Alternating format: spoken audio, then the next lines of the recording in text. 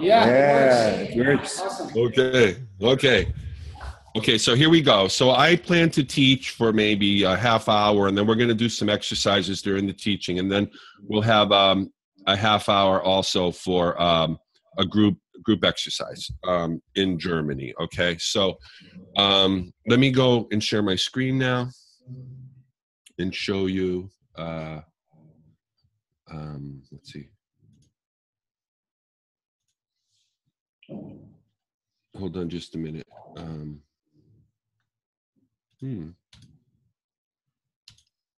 Okay, so here I'm going to share my screen, and I just want to see if you can see this slide. Okay, so can you see this? Not yet. Is that good? Yeah. Okay, so I'm going to give I'm going to toggle between the slides and then the video. Okay, so let's just give a little bit of a introduction here about myself. We're going to talk about invitation-based change, the patterns and practices of invitation as a leadership skill or leadership art. Okay, so I'm the author of these two books, and let's get into the story here. Okay, so if it's okay with you, I would like these to be our learning objectives: to identify patterns for teams and leaders that can implement Agile beyond software, right? So like trans agility, business agility. Second thing, to learn about how real agility is actually about interactions. And then to learn how to apply these interaction patterns. And then to locate and access resources and books and web pages to learn more about these things. So it's all about invitation-based change and learning about the interactions of invitation-based change. Are these good learning objectives? Yeah? Okay. So we can agree? Yes? Okay. All right. So who am I? I'm an Agile coach of 10 years. I think I've been competent for about 3 years. I'm the author of this book called The Culture Game, and also this other book which you will receive from me as a gift called the Open Space Agility Handbook. I am a kind of heretic. I say things that make people uncomfortable. And I am reachable at this URL, danielmezick.com. Okay, as I said, everyone here receives a copy of the Open Space Agility Handbook with my compliments. I'll send you the link, and all you have to do is download it, okay? Okay, so slides are very boring. I would like to ask you some questions now. Who is a member of a software development team in this room? Software development team members. Okay. And how many people in the room routinely convene, arrange, plan meetings at work? Okay, lots of people. Okay. Who is a manager or a director? Okay, so 5 or 6, 7. Okay, there was sort of I'm kind of a manager. One person waved their hand like that. And then who is an executive or enterprise level leader? Is there anyone here who's an executive? No. Okay, so let me just scroll down a little bit. Okay, so that's very helpful for me to understand. Now I want to tell you my story. In 2012, I wrote a book called The Culture Game. And The Culture Game has 16 chapters. One of these chapters is called Open the Space. And that chapter became the Open Space Agility Handbook. Okay, so I'm going to share my screen again now. And can you see that? Yes. Yeah, okay, good. So very briefly, I want to talk about this book, which is the origin of the story, right? So this book has 16 patterns that are successful in Agile organizations and teams. So these have nothing to do with software. They are really about people and interactions. So facilitation is a very strong pattern. Being punctual, like we were today at 3:30, is a very strong pattern.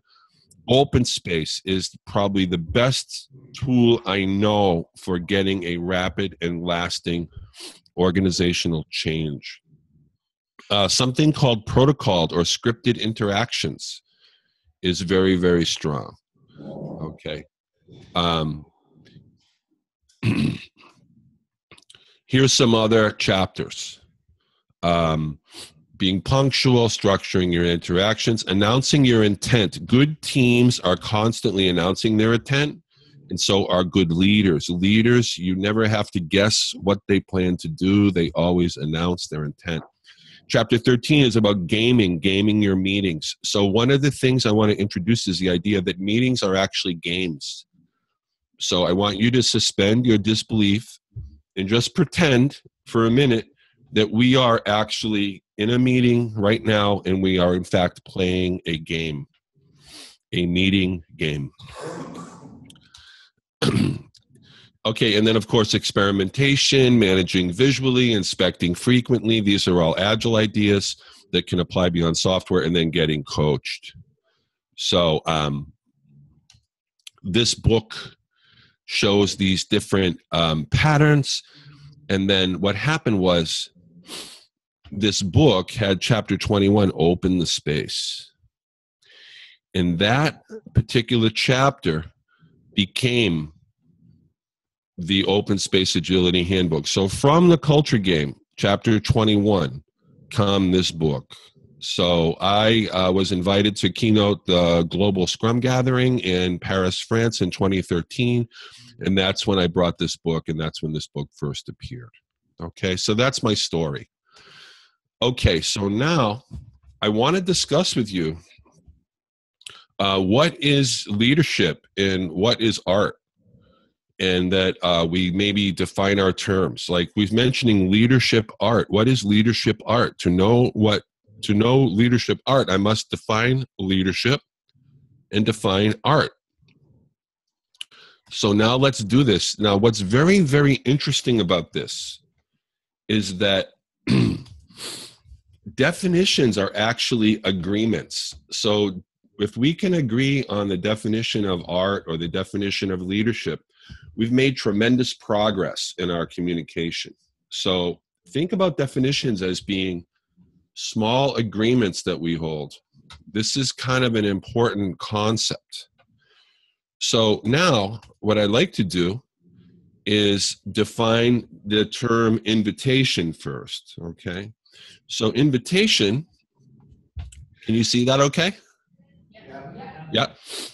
A written or verbal request that tests the willingness of someone to go somewhere or do something and respects any response similar to no. Okay, so that's the definition I want to work from for invitation, okay? It's a test, it's a written or verbal request to test the willingness of someone to do something.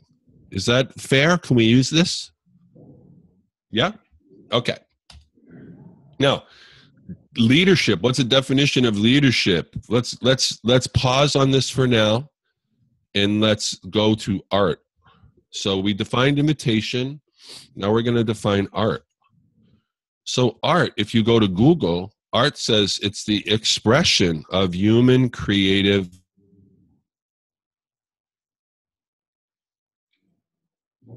future leaders could actually engage in leadership as the expression of creative imagination. Leadership art.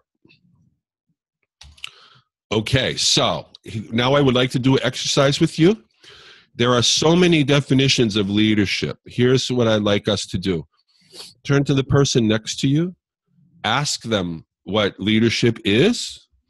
Listen, and then when they're done, you go. And we'll take 2 minutes, and then we need a facilitator in the room. So Peter or Elisa, if you could facilitate this, that's very, very helpful. Okay, so what is leadership? And then you talk, the other person listens, then they talk, you listen. Okay? Let's go ahead and do that for 2 minutes.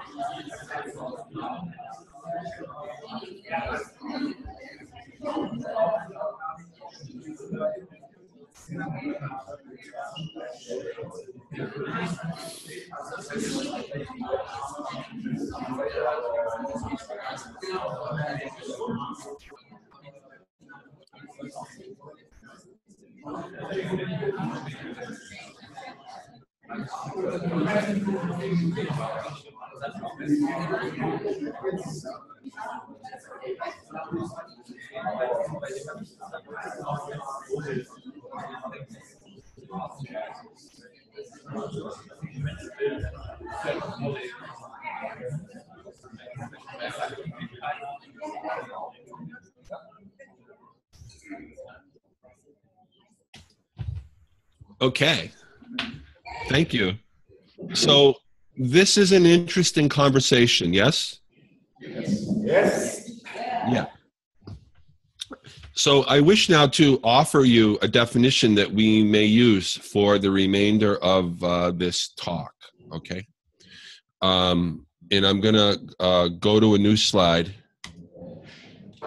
and then show it to you. I would like to use this definition of leadership, if it's okay. This one. Can you see it? Yes. Okay.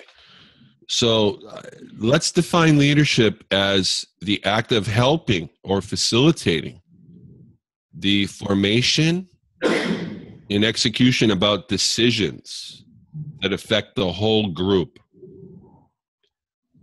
So, you know, you might be questioning, is leadership about decisions? And for today, I would like you to just pretend that the answer is yes. Is that fair? So just suspend your disbelief or act as if, right? That it's fundamentally about decisions. Those who lead us are going to help us make decisions, or even we may delegate decision-making to them, okay?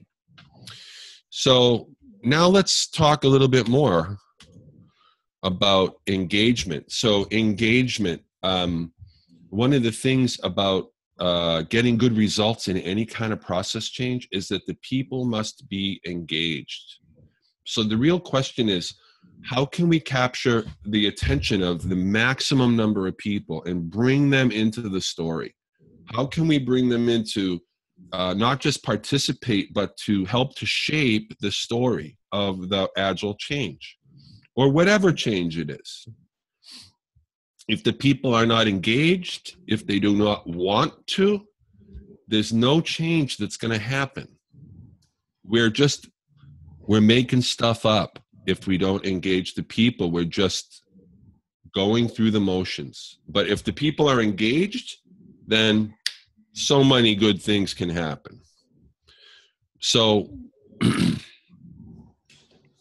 hold on just a second. Now, here's the other thing about engagement. If you want to engage people, the best way is to invite them. Can you see this slide? Yeah. So here's the idea. If we want to, if engagement is absolutely essential, then the real question is, how do we get more engagement? And the best answer I have is to invite people to participate. Now, invitation respects the no. This means it's fundamentally respectful of people, and respect for people is a core value of Lean. Therefore, invitation is totally aligned with Agile and Lean through respect for people. Fair? Yeah. Okay, so I noticed that often there's not a lot of inviting going on in Agile adoptions. Have you ever noticed this? Yeah? Sometimes there's a forcing, there's a push. But isn't Agile about pull? So we're using push to encourage pull. Think about that. It's kind of silly, isn't it? Okay, so let's go to the next thing. When I invite you, fundamentally you are being put on a decision of yes or no. Right? So this engages you because it gets in your head. Right? So when I invite you, it triggers decision making. This triggers engagement. I think this is how invitation actually creates engagement. It's through decision making. Okay? So whenever I invite someone, I am inviting them to decide. Okay, now let's talk about games. Now remember I said I believe meetings are games, right? That means that this AgileTour conference day, it's a meeting of meetings. It's actually a meta meeting. The AgileTour is a game. So good games have these 4 properties. Number 1, very clear goals or objectives or aims. We all know what we're trying to do in a good game. Every good game also, number 2, has very clear rules, right? So the rules are constraints, limitations, guardrails, or boundaries, right? So number 3, a very clear way to track progress. So in sporting events, we have a scoreboard. In other games, we keep score, or we know how our progress looks. We're able to track progress. Okay, and then the 4th one, opt-in participation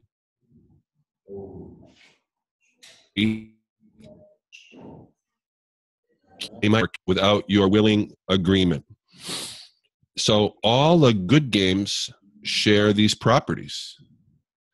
Okay?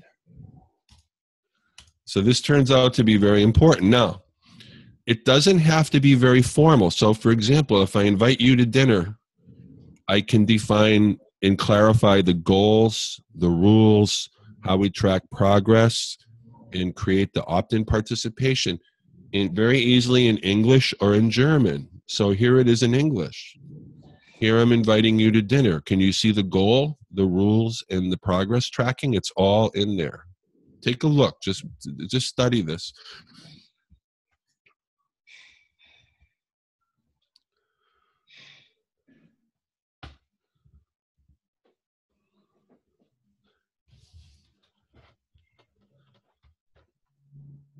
Okay. So as you can see, it doesn't have to be very formal. It can be casual, but you need the goal, the rules, the way we're going to track our progress, and the opt-in participation. You need those 4 things. Okay? So every game has these properties. So here's the story. If you're going to invite people to come into the Agile adoption, you need to express it as a game. You need to name the rules, the goals, how we're going to track progress, and then invite them. So if you want to make a good invitation, structure it as a game with the 4 properties. Okay? Have you ever been invited to something that is vague or unclear?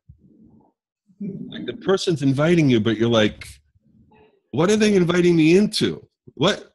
How do I say yes or no to this? Have you ever experienced this? Okay. So that all goes away when you structure your invitation as a game with the 4 game properties, okay? The clear goal, the clear rules, and the clear way to track progress. This is essential. These 4 things, okay?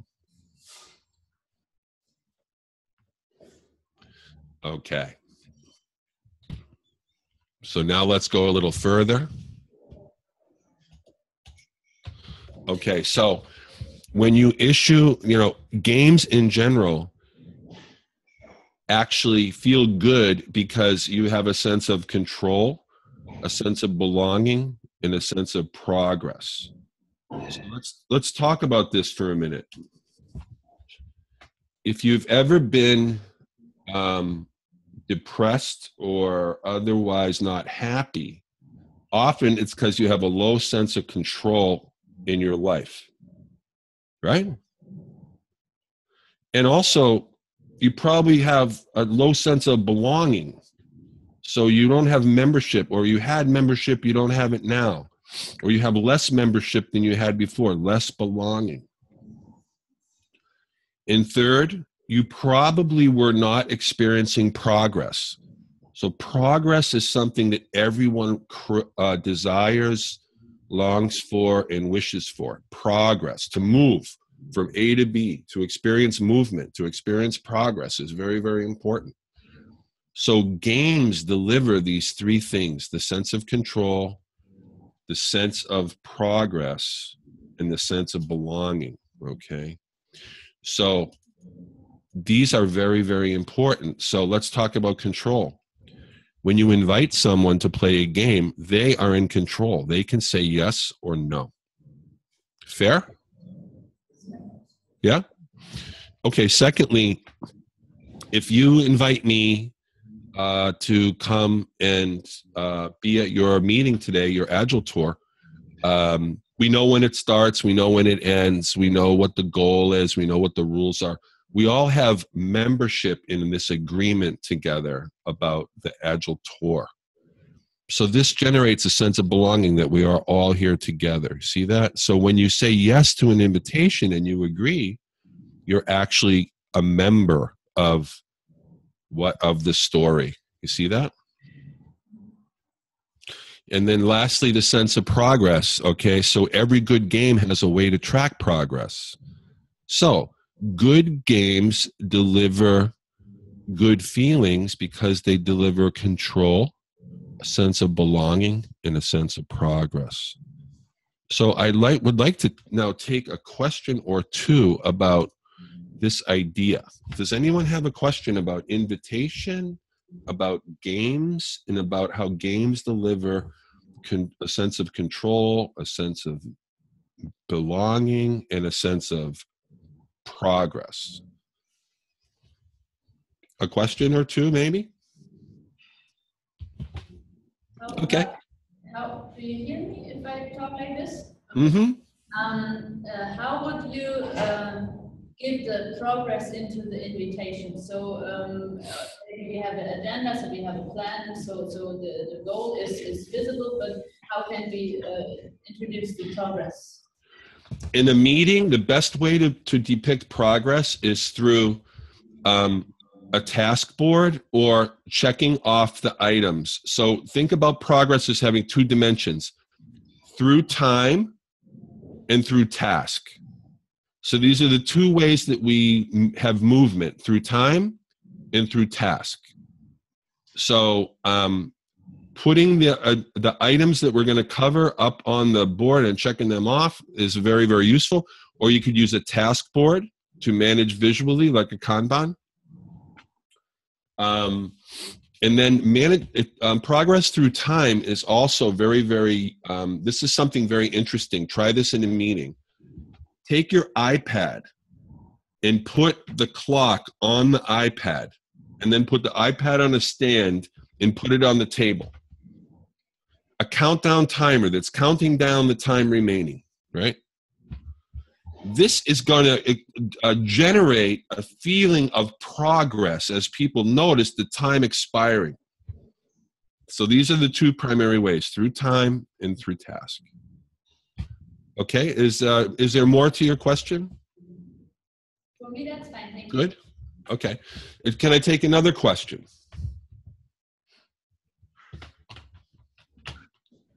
I've got a question. What is it about games that can make them addictive?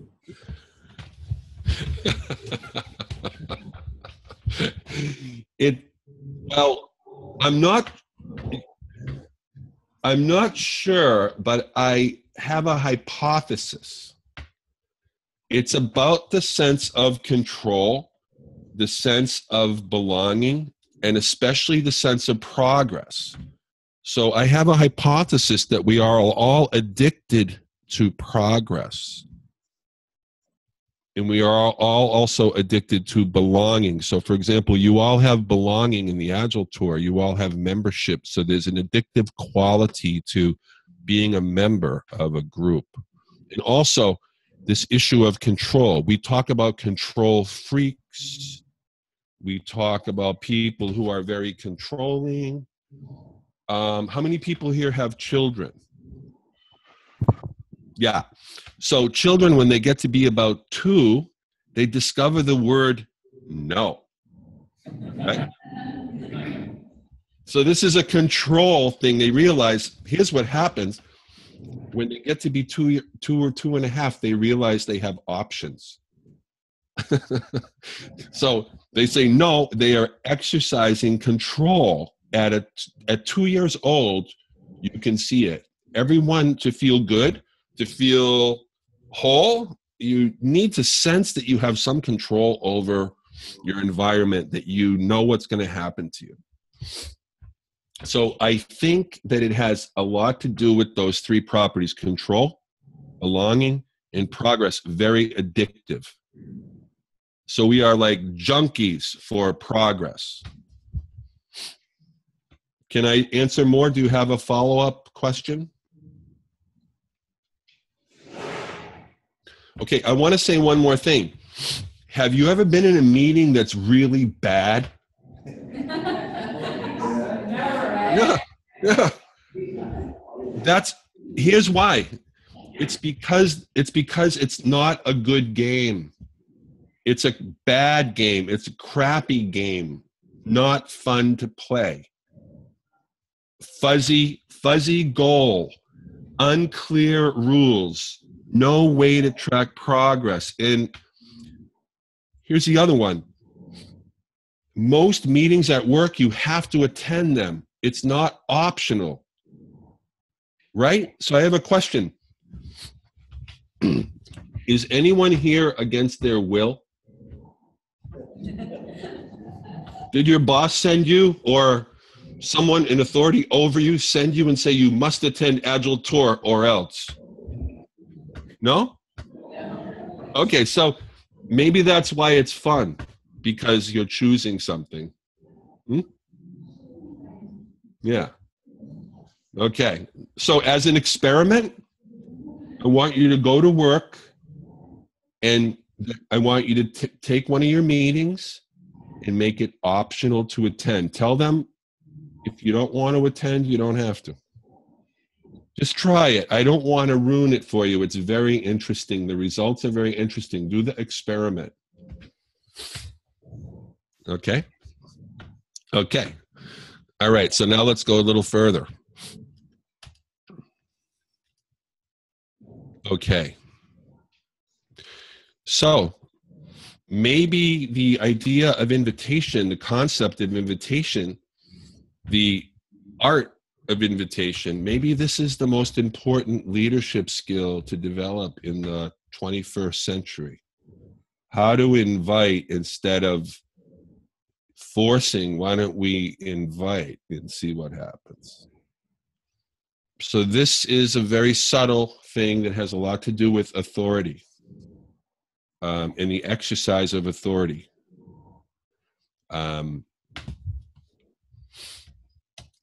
Something to think about. So here's what I'd like now as another exercise for us to do. I would like you to turn to the person. Can you see this slide? Yeah. Yep. Turn to the person next to you and give them an invitation, but make sure that you have a clear goal, clear rules, if there's any rules, and then how you're going to progress through time and through task, and then especially the opt-in. So each one of you, just as a practice invitation, give it a try. Specify the goal, the rules, the progress tracking, and then do the real invitation. Each of you go back and forth, and then Elisa and Peter, if you could facilitate there in Stuttgart, that's especially helpful now. Okay, so 1 or 2 minutes each, so maybe 4 or 5 minutes altogether. Go ahead and give this a try. To do an exercise in invitation.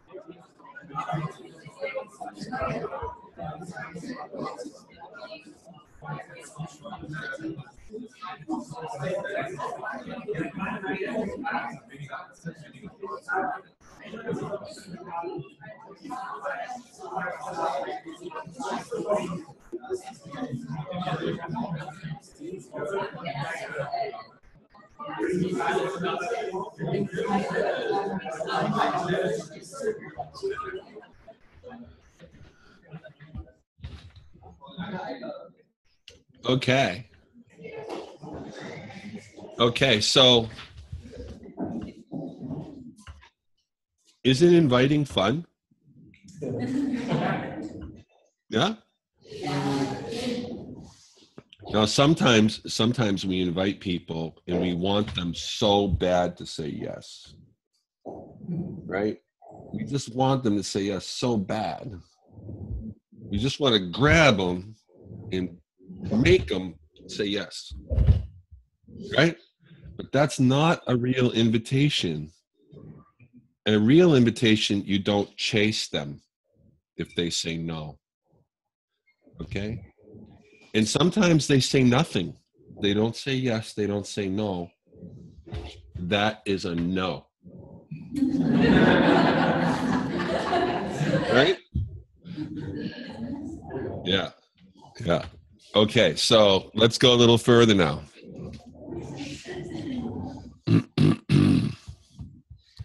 So if you want to be a good leader, maybe you need to be a good inviter. Can you see that? Yep. Yeah. So it's the psychological safety. People must feel comfortable. Otherwise, they will find it very hard to learn anything. You cannot learn when you're afraid. So you can reduce fear through invitation by the creation of psychological safety. Okay.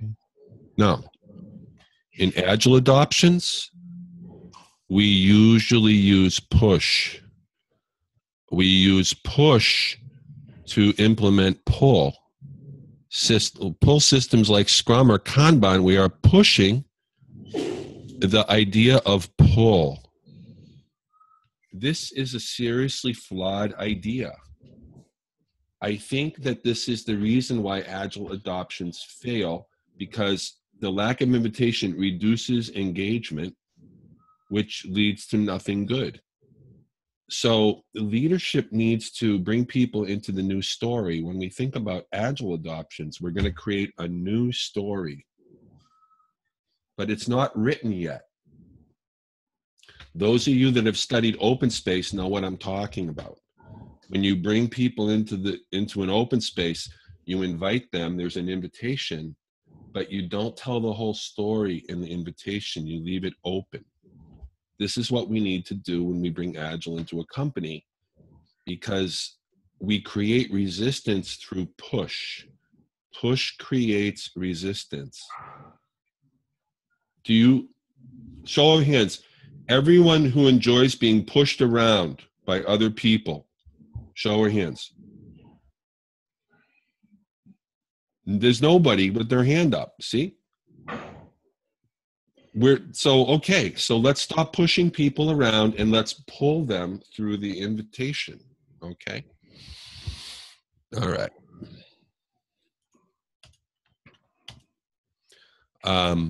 Now, I'm going to teach you a technique. How many people here have you issue an invitation and they say, no, no, no? That's frustrating, right? So how do you get them to accept your kind invitation? Here's how. When they say no, reduce the ask by half. So say you want teams to use Scrum for 12 months. If they say no, ask them for 6 months. If you want someone to You want to date someone and you want to have dinner with them and they say no, ask them if they want to have lunch. Right? And if they say no, then suggest coffee. Right? So when they say no, reduce the ask by half. Cut it in half, cut it in half, cut it in half until it's smaller, smaller, smaller, smaller. So that the invitation is easy because it has lower commitment. There's less effort. You're asking too much. Ask for less. So when they say no, reduce the ask by half. This is a very powerful technique. It works really, really good. Okay? All right. Now I want to bring up this concept of invitation-based change. This is the idea that if we want to create a good Agile adoption, we can base it on invitation instead of forcing. Okay? Because forcing people to do things is actually a kind of violence. So do we really want to be violent? If someone cannot get in, what we need to do is ask them, what will it take to get you in? And then deliver that. So invitation-based change, this is the idea of the entire talk. Invitation-based change. Now, you might be thinking, with Agile adoptions, the people who are new to Agile, I go into a company, they know nothing about Agile. We have to tell them exactly how to do it because they know nothing, right? You heard of Shu-Ha-Ri, right? Beginner, intermediate, advanced, Shu-Ha-Ri, right? They're in the Shu stage, so we must tell them, right? We must demand and force and describe and get them to comply. The problem with this forcing is that it's not a good game because there's no opt-in, there's no opt-out. It reduces the sense of control because I'm being forced. It reduces the sense of belonging because I had no part in the decision making. Okay? So it might even create resentment, or active resistance by the forcing. This is what we're doing in Agile adoptions today. We're forcing practices on teams, and they never consented. They never said yes. Okay, so I want to say something now. You might be asking yourself, this sounds weird to me. Like, what will leadership do if the people opt out, right?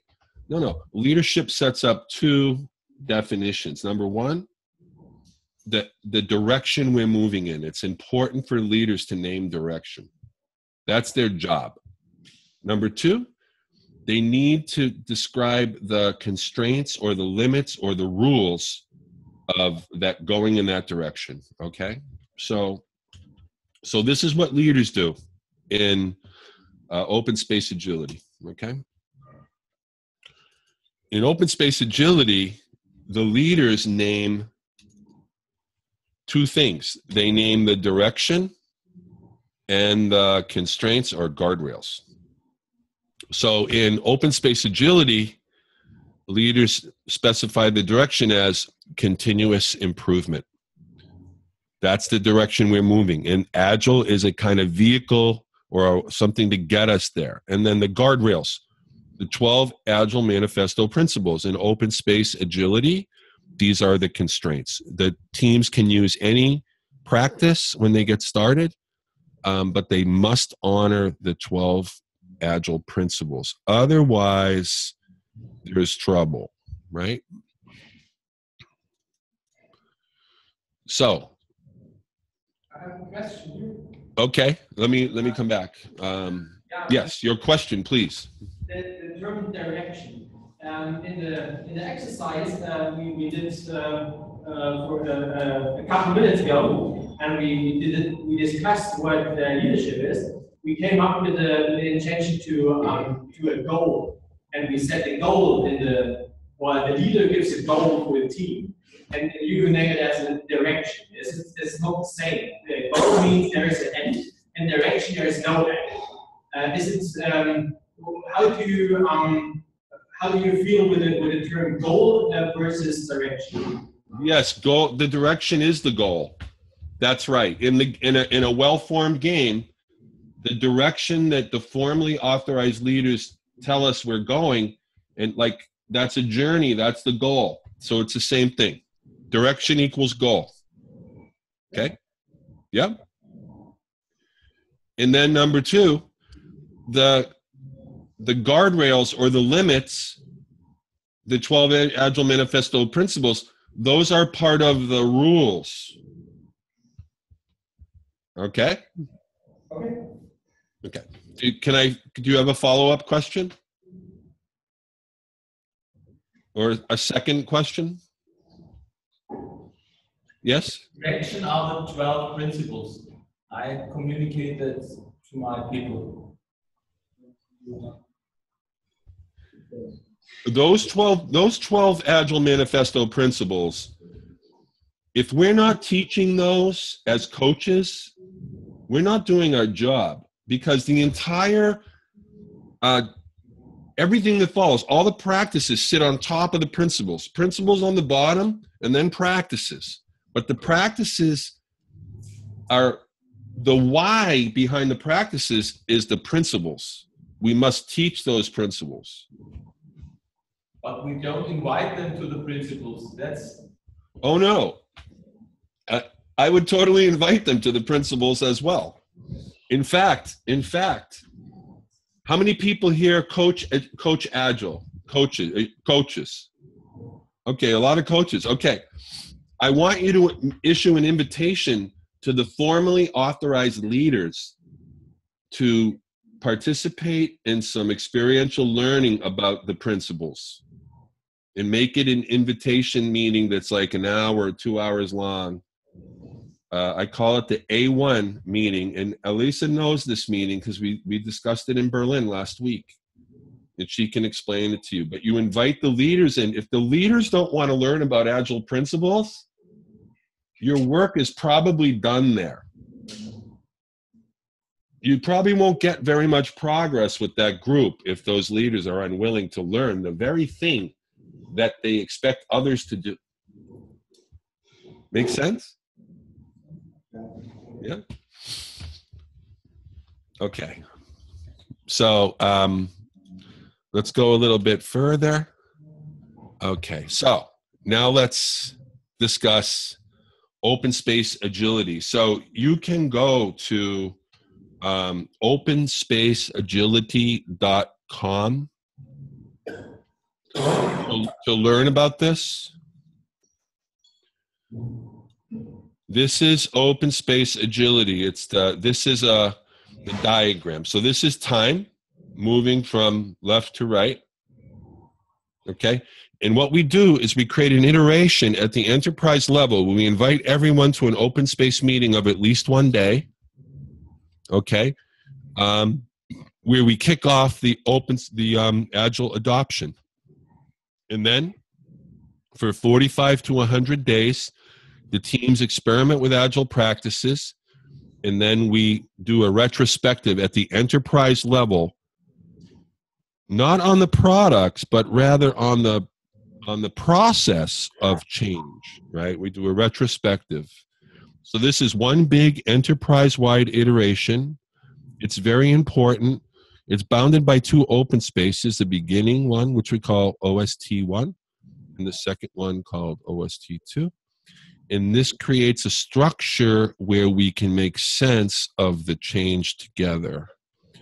So like any open space meeting, this meeting is opened by an authority figure, and they also issue the invitation.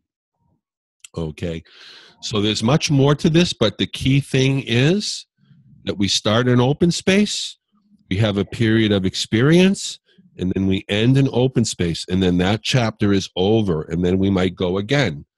So there might be a third open space further out in time. But the idea is that at the enterprise level, we implement iteration, retrospection, inspection, and adaptation to the Agile adoption itself.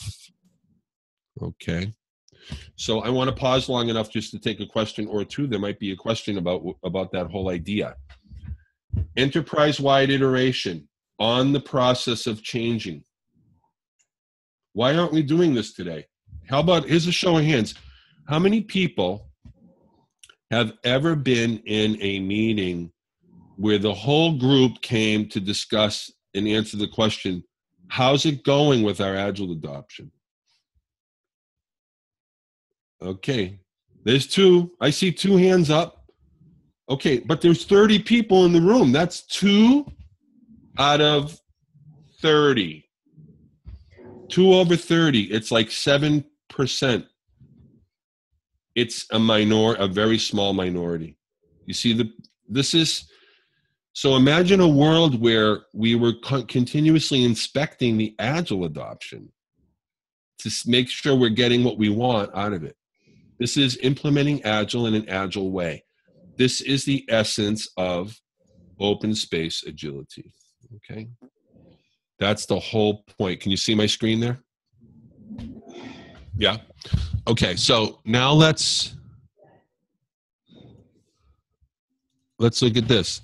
So how many people here have ever, you experienced open space in a conference, but how many people have experienced open space inside an organization? Just a couple people. See that? This open space has the power to deliver a legitimate and real transformation. Why are we not using this tool in the Agile community at the level of enterprise? Okay.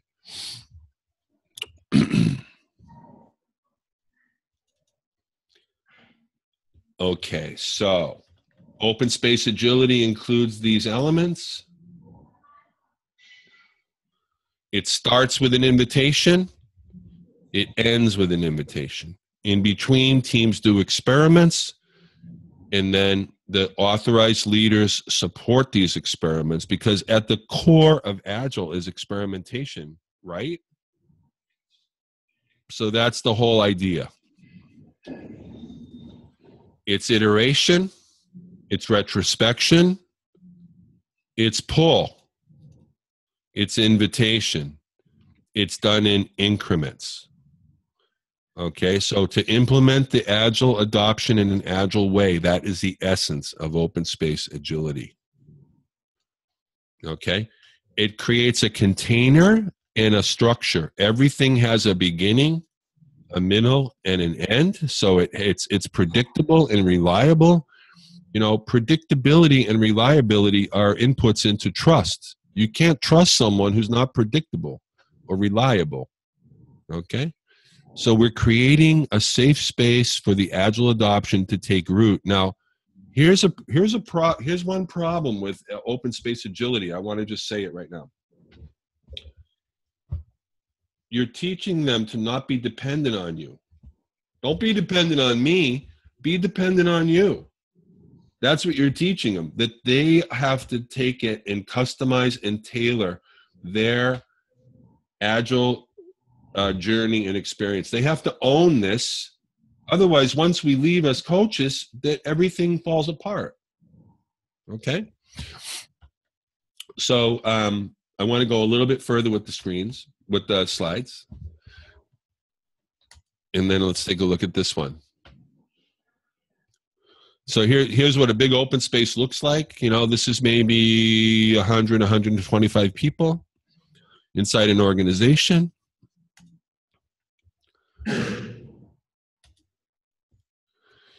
An invitation-based change is a wider idea, okay? So this is a bigger idea. Open space agility is a tool for creating invitation-based change, okay? And the entire thing is structured as a game. So I'm pulling these ideas from open space. How many people here have ever read anything on open space, like a book on open space? Who's read it, like the Open Space User's Guide? Okay, a couple of people. So if you go into the open space and you look at it, it's all based on invitation. If you're not inviting people to open space, it's not open space. So what I'm actually doing here is implementing ideas that come from open space technology. That's what's going on here. So these ideas are not new. I did not invent them. I'm composing something that gives us more effectiveness, that we get a faster change, a more lasting change, and a genuine change instead of what we get today. Because most of the time today, maybe one Agile adoption in 7 is actually successful in the long run. And any of you that are coaches know what I'm talking about. Okay, there's a question? Yep. Question. You're talking about enterprise-wide open space. There's also the idea of bottom-up, starting in small teams, make the other teams curious, and so get the whole company into Agile. Yeah, so that's right. Now, when you invite everyone at low level of authorization, medium level of authorization, high level of authorization, everybody, get them all in one room and answer the question, can Agile work for us? How will we do it? Right?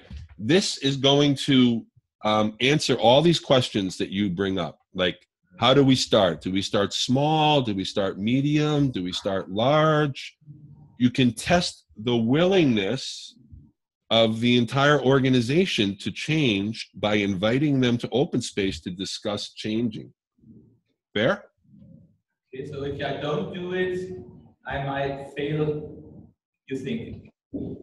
That's right. Now, what if the organization isn't ready? Don't we want to know that right away? That open space meeting is going to allow us to understand what's possible now. Right? Yeah, I know my organization is not ready as complete organization. Management is not talking about Agile. So what do I do? So invitation is the way out of these problems. Through invitation, you can find out who's in and who's not, and what's possible. Okay.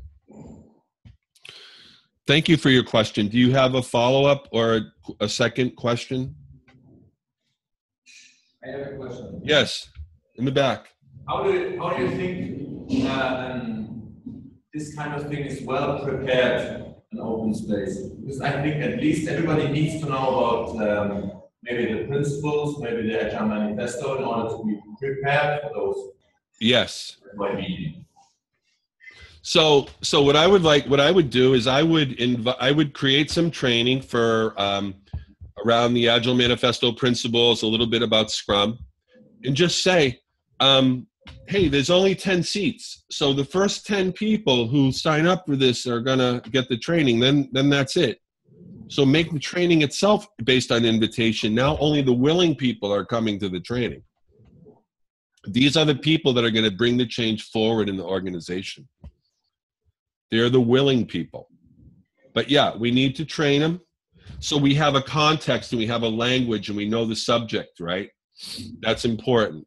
So that can be part of the wider story is we're going to do some training and then we're going to have a conversation about what we learned.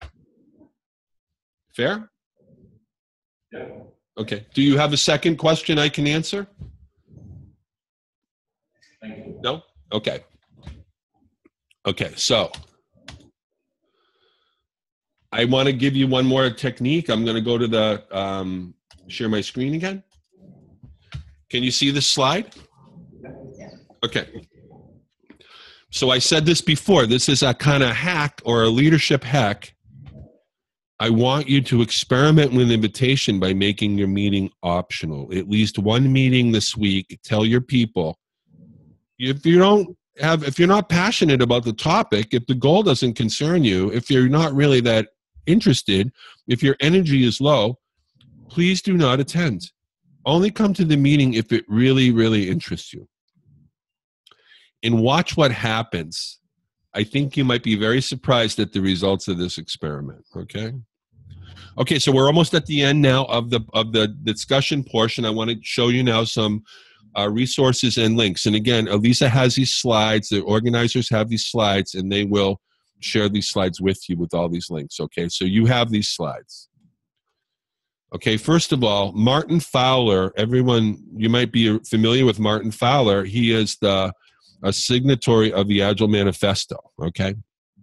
He wrote an essay called The Agile Imposition, where he argues for pull and against push. He says push is evil, push is bad, don't do it. Okay, and then I wrote an essay on push versus pull, which you can access right here. Okay, all right. Next one. I wrote a series of Agile coaching lessons. These are on the web. You can reach them at this link. There's about 50 lessons so far. I think we've done maybe 16 or 17. I hope you enjoy those. So, thirdly, Software is Saving Us by my friend Michelle Holliday. She lives in Montreal, and she wrote a very interesting essay about our interactions and how software have focused us on our interactions, and that this is actually saving us. Okay, here's some more links. Authority distribution in open space. This is my essay on what's really going on in open space. Okay, it's really about authority. I hope you enjoy that. And then this introduction introducing invitation-based change. Okay, that's that link right now. Okay, so here's some other essays that I think you'll enjoy. This is this about in big picture. You click. This is a live diagram. Open space agility diagram is clickable, like the safe diagram. If you click an icon, you get some text. Okay. All right, now let's get into the book. Every single one of you are, I hope you will receive and accept my offer to give you the small gift of the Open Space Agility Handbook Kindle edition. This goes much further on what I discussed. Here's how you get the book. Go to this URL, my name, danielmezick.com. Then click the link to subscribe to my list before October 22nd at midnight. So in 2 days, more than 2 days, about 2.5 days, Stuttgart time. You know, of course, today is better. And then the next day, I will send you a link to the Kindle of this book, which is sells for US $10 on Amazon. Okay. And then here's how you reach me. I'm reachable at this email right here. And of course, here's how you learn about what I'm doing. Here's my phone number, and here's the Open Space Agility link, and also the Culture Game link. So we're done now with me talking, and now we're going to move into an exercise. But before we do, I want to just take a question or two from all of you. But we're officially done now with the slide presentation, so we're done with that. And I thank you very kindly for listening to me. Then one question. Have you seen a context yet in which open space agility is not useful? Like a company where there's very low spirit on employee level, I don't know. Right. So there's a book that you need to read, written by Harrison Owen. The book is called Spirit. I'll send Elisa the link so you can all have it. This book describes open space in some detail and the philosophy behind open space. But open space isn't appropriate if there isn't certain conditions in place. So number one, there has to be a matter of importance to a great many people. So normally, the Agile adoption is of great importance to a great many people. If I'm going to change the game on everyone, they want to know how to play well and how to do well in this new environment, right? So usually the Agile adoption is something of interest to everybody. Number two, another condition of open space is you need at least a potential for a lot of conflict. There has to be people who have differences. That's important, okay? The third requirement of open space is that the decision-making time needs to be like yesterday or right now. So a decision time of right now, potential for high conflict, and an issue of very strong concern to many people. This is key. Okay, so if you don't have those three things, an open space isn't really appropriate for you in an organization. But most of the time, it is. Does this answer your question? And can I answer a second question? You answered my question. What is that? Okay. Yes, in the back. I have another question. What are you doing with the people who opt out? With preventing invitation? And people say, no, I'm not interested in Agile. I'd like to keep my way working as I did before. Is it just you wait how the system evolves and potentially it is forcing people into the system and Yeah. So a couple of things about this. First of all, people do change their mind. So they say no, and then after a while, maybe they say yes. Okay.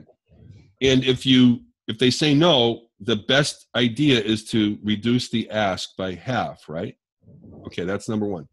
Number two, when you have an open space meeting in an organization, the primary goal is to produce the proceedings, which is a written document, like a PDF, with all the artifacts. So even in your meeting, everything on the wall, everything that was written down, it all goes into the book. And that book becomes the story going forward, okay? And there's authors of that story. They are the ones who wrote the proceedings out. They called sessions. They wrote the proceedings into the book, okay?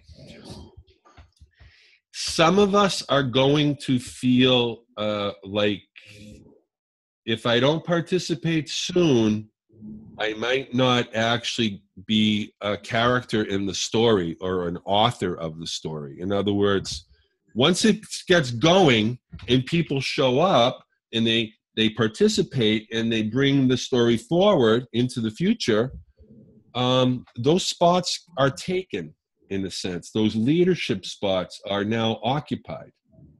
So when you bring up the issue of the open space meeting about the Agile adoption, and you invite everyone in to discuss the story and even to write the story, not just a character, but an author, it creates urgency. And some people that are resistant will be like, well, I better get involved. So what is your name? My name? Luke. How do I say it? Luke. Luke? So let's say we're in the same organization and we have conflict, right? So you and I are, we always are, like this. And I didn't go to the open space meeting and you did. And your name is all over the proceedings. And it's a signal that you're an emerging leader in the new story, right? Well, I better get in there before. Right?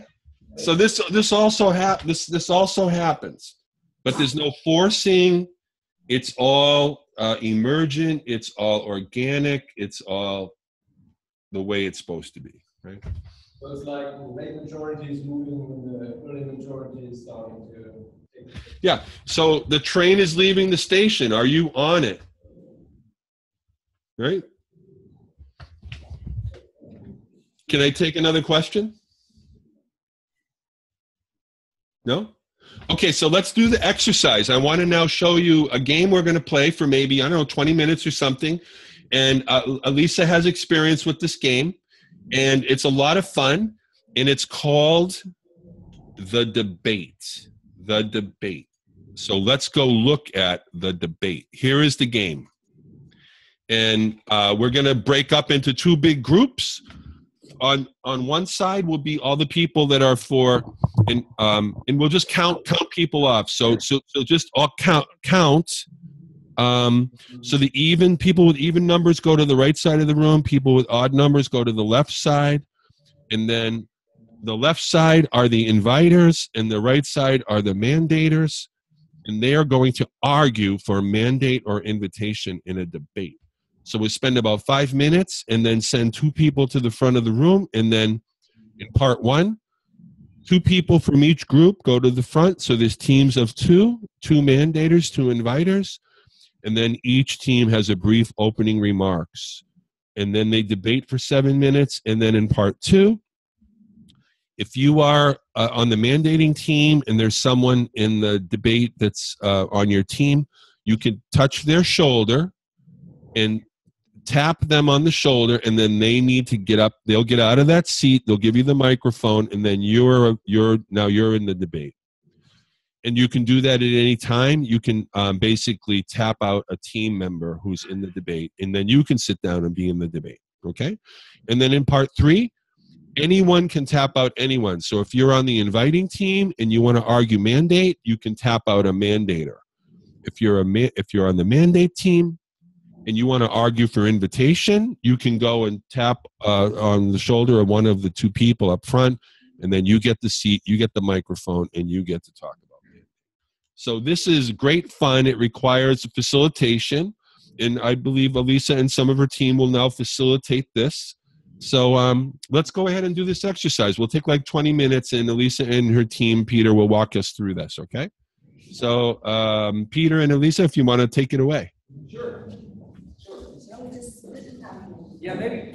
How about just splitting in half? Yeah, right here. So you are the mandate side.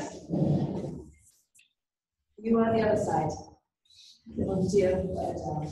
So please discuss for 5 minutes in your groups the arguments for mandating versus not mandating Agile. Then we'll have 2 volunteers each versus. Okay? We had some good experience with, you can decide it for yourself, but if you think your group is big, separate and build some sub-teams, and then reconvene after maybe 3 minutes and recollect your arguments, because we have a debate. Okay.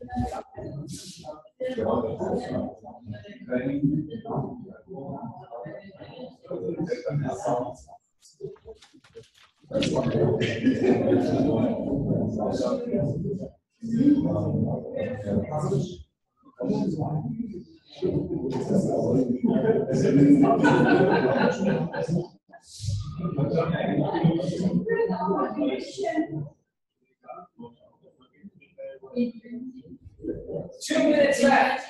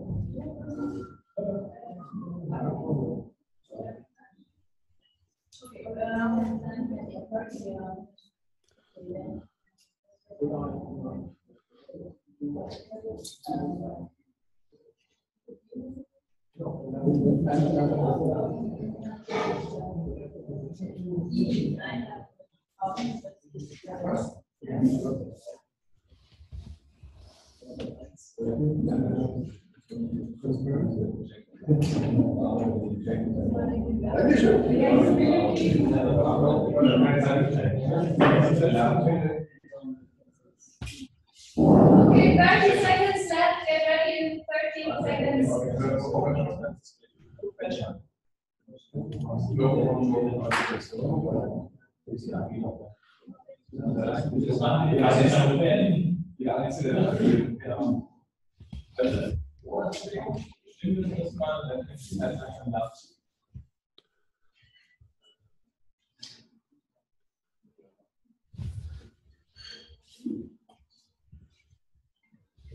Okay, thank you. Time's up. Time's up.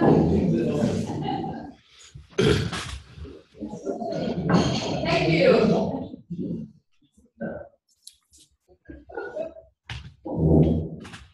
Okay, you may sit down. May I have 2 volunteers each, please, on our debate seats? Can we volunteer?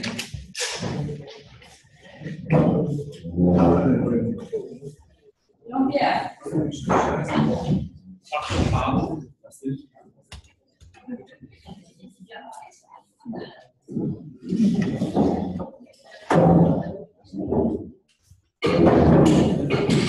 Ik had een big up.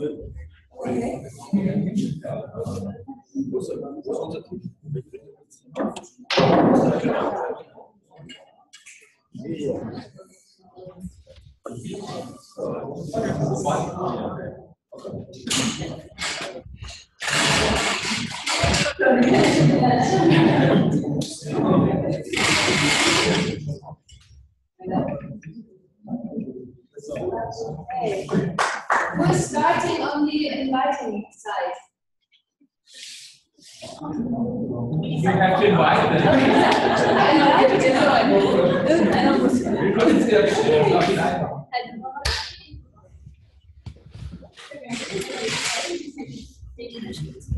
Okay. Okay. Please now, I would like a short introducing statement from each side. And then you have time to exchange your arguments and debate. It takes 7 minutes. This is the first round. This first you 4, and in the second round we start with tapping in and tapping out. Now it's just you. You have time. Okay, please, every side, one short statement, and then you can start.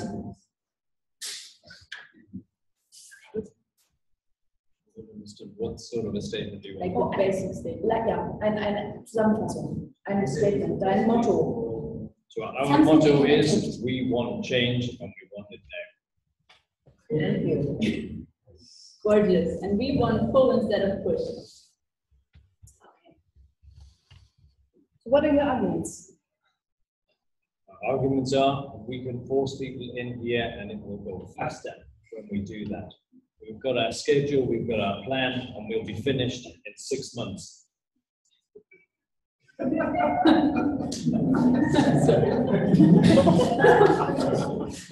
This is so my boss. So you get everybody aligned in that statement then? Absolutely, everyone's with us. Or they're just afraid to tell you. No, we provide trainings for everyone. We train multiplicators who did this many times. We roll it out, so everybody gets to learn it, and then everybody just has to do it. So in best case, you take the externals that leave after the change because you should save on costs for the multiplicators. Maybe, but yeah. You see, but we want to go for the pull because we think that the most valuable energy source for you, and you want to use your resources, which are your people, and the maximum is the source of intrinsic motivation. And if you know why, and if you believe in the goal, you will always be more effective and more output than you can buy by money. That sounds lovely, but we have the experience that actually team discussions are, sorry for my, excuse my French, bullshit for many things, because not everyone has the overview of everything. So we decide quickly, because actually we have a mission we have to accomplish in our company. We cannot spend 1 year exclusively on change, so we do it quickly. It's a kind of side mission. We do our main business, and change just has to happen. That's it. Do you have any positive history or any positive experience out of that technique? Any data out of that?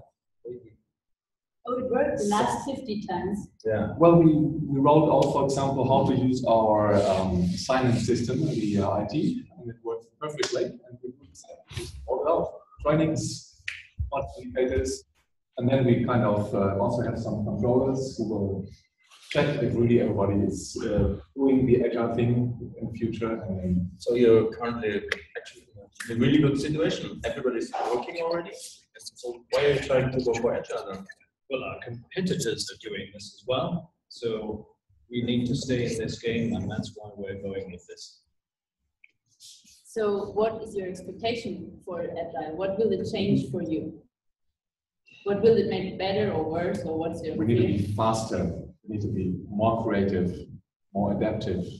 So we need to get faster time to market, products out of the door quicker and a higher quality. Perfect. That's your core values too for your daily business. Is this what you're focusing on? Well, that's the name of the game. People working here should be committed to a high quality. Oh, perfect. Commitment. Commitment defines courage and defines passion. That's what I see in your eyes. But you are not forced to do it this year. So would you have been in the same arguments and the same discussions with not knowing what your objectives are and being maybe not sharing them, just maybe it's exactly against your nature. So what would make it that you feel trust, that you feel encouragement, you feel your voice? You have obviously the voice because you are deciders. But if you would not have the chance and you would know what the best, in your eyes, the best way is, and nobody would listen to you, what would you choose? Well, I think the good thing is our people are intrinsically motivated. That's why they love working in this company. And those who don't share this motivation, we may lose a few in this change, but then we have the people who are truly committed still with us. May I ask how your turnover rates are currently? So just for a question. Based on which data do you think this is? the highly intrinsic motivated people, the base on what? Well, that's why we have an HR department to measure exactly what our rate is. If our rate is too high, then we'll also look to change things. Okay, thank you. You four keep on going, but now we do the second round. And you can tap out your colleagues. Please stay on your side, so mandate side stays, only taps out mandate side, and invite side only taps out invite side. And now, if you feel you have something to say, tap out your colleague and help them. You know where we are sitting. This side is your side. Okay. Okay. About the HR data giving you a good feeling about your quick and easy change. The feedback about our measures, how successful we are. So we expect actually in the beginning resistance. So we expect people to be unsatisfied. But we think people don't really know what is best for them. So we are the management. We really understand the business and the environment. So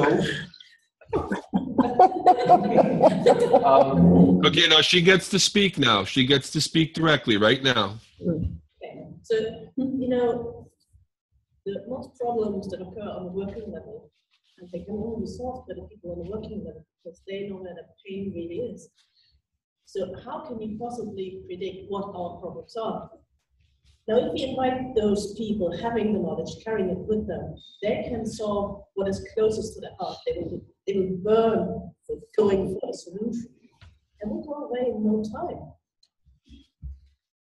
Yes, and with our approach, we have control over exactly who is actually taking part in this. But you know, those people you define who should take part in this, they are not the people solving the problem. They might look at the problem, but they are not the ones who can create the solution. The solution can only come from those that feel the pain the most. That's why we would like to invite people to tell us what is it that hinders them on a daily level to really, really be good at their job.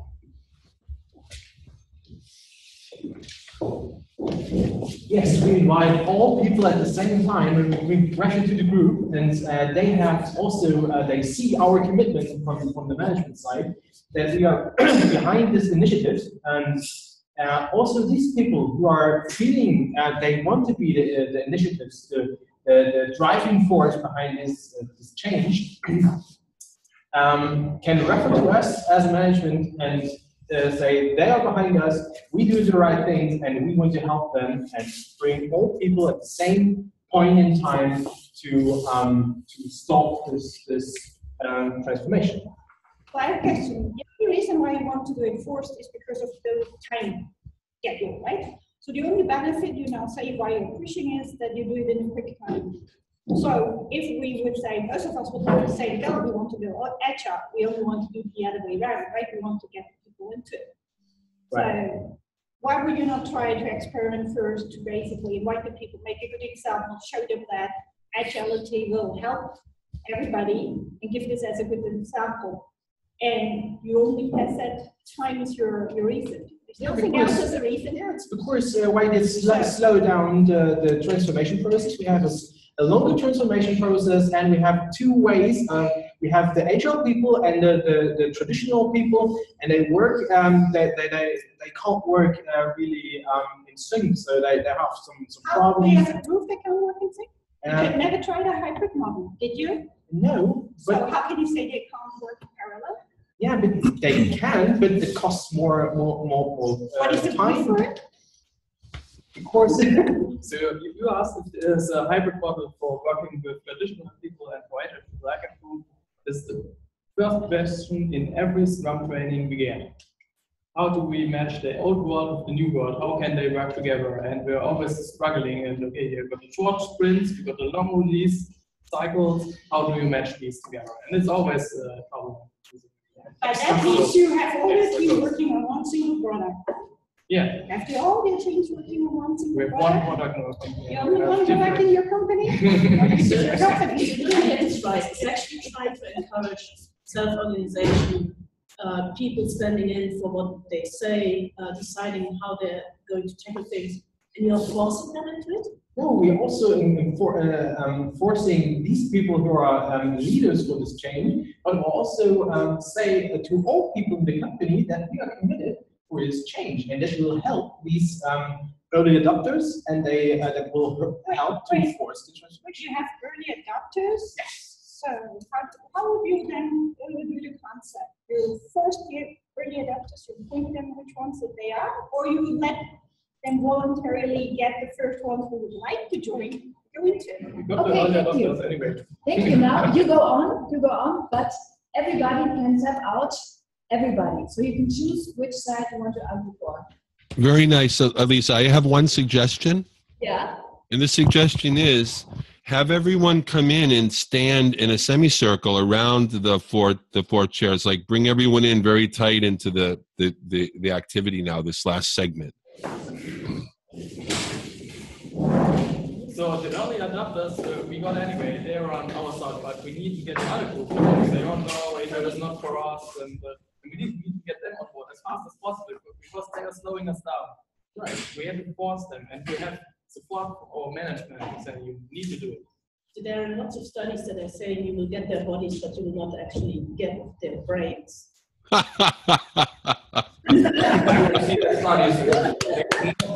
Beautiful. Beautiful.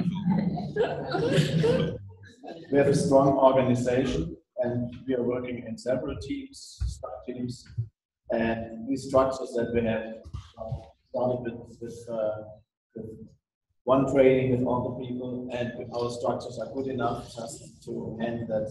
And we don't want to change all the structures. We only have to. We only want to work Agile, and this is what we are doing really fast. We have one very good person in every Agile team, and that's good enough. So we will improve very fast, and then train and make people better step by step. And we are really quick. How do you change it in the middle of the current construction? Well, I didn't hear anything about your invitation, guys. You don't have any concept.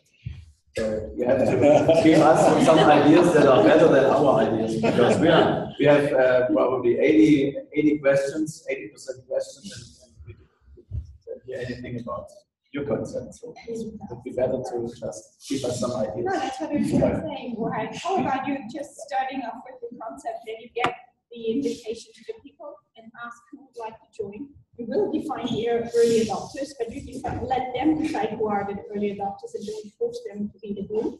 And then you show an example, right? If it really improves the parallel that you have the other teams working still in the way they are, you just will show them as an example that it benefits for your invitation. You get with the positive experience of people behind you who have been joined later. And the block of people, they are not drive the change and it blocks the transformation. They are invited to leave. They will just disturb the early adopters. Actually, you said when you were me that you in 6 months, we can actually give you some results in 45 days through invitation. Yes. You will know within 45 days whether or not this is actually going to work. So you say you need 6 months to prove it, he says. We can prove it in 45 days with an early adopter who voluntarily joins. That's okay. We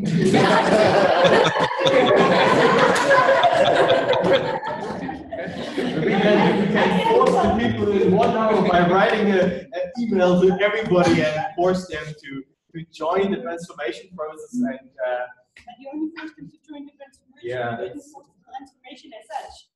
Right, but in the expectations that we made with other forces, with other transformation and other projects, that gives us the proof that will work for us. Maybe your employees will use the same thing that happened in the airline industry just recently when everyone decided to go off sick. Yeah. Because they were forced to change. So what would you do then? We have to work with subcontractors that we can buy in. In 6 months That's just time. risk management. From experience, I can tell you that after 6 months, you will have 3 traffic lights, which is excellent for you. So you can, take your money and go, but the company will go back to their own plans afterwards. That's what they go to when they are under pressure. We have to keep the pressure. By inviting them, we actually ask them to change a habit by their own will. This will be the only long-lasting change that you can get.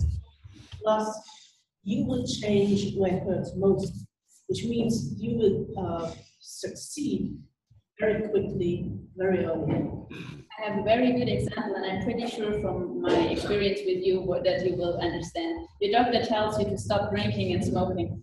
As long as you know you're forced, because your wife probably will hit you too, and it's just she just wants to get you healthy and maybe not thinking so much of the cigarettes. So what is your result? You most probably will do the same stuff you did before. You will probably do it more proudly and spend your weekends on the golf club with your cigarette in your hand. So if you are not convinced intrinsically, it will not change. Okay, thank you very much.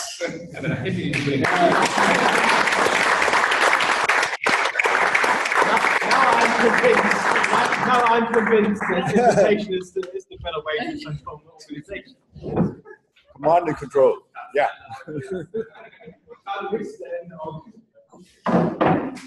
Okay.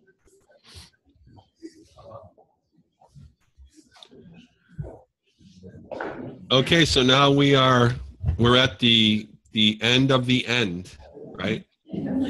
So go to danielmezick.com, sign up for my list, and then everyone who signs up for the list in the next 2 days will get a copy of the Kindle edition of the OSA handbook that goes deeper on this introduction, okay? Secondly, if you want to go deeper after you see the Kindle book and you want to maybe schedule maybe a 1-hour online learning experience with the conference organizers of the Agile Tour, I've already committed to finding a date and an hour when we can get together and have a discussion about the book and go deeper on the things learned here today. I so enjoyed the debate. It was so much fun. And so nice to see some very well-reasoned arguments on both sides, which I so enjoy in learning about you. I wish I was there. I'm happy that I'm here with you now. And thank you very, very much for your time. We went a little bit over. I hope you'll forgive me for that. And thank you very much. I hope you have a wonderful day the rest of the Agile Tour day, okay? You too, guys.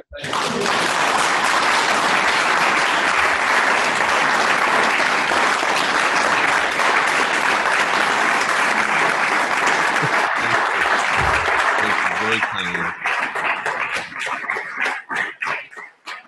Yes, you're very kind. Thank you. Thank you very much. And Lisa, is it May now? I think I just exit right here, right? Well. Just give us a chance here to say thanks a lot, Daniel. The applause was great. Yes, thanks. We didn't. Nobody really expected such a profound workshop. So thank you. Thank you. That was awesome. Thanks a lot. And I guess we will stay in touch, and hopefully we see each other next year in the US or something. I hope so. Very nice. Yeah. Have a great lunch. Thank you. Thank you kindly. Bye. Bye-bye.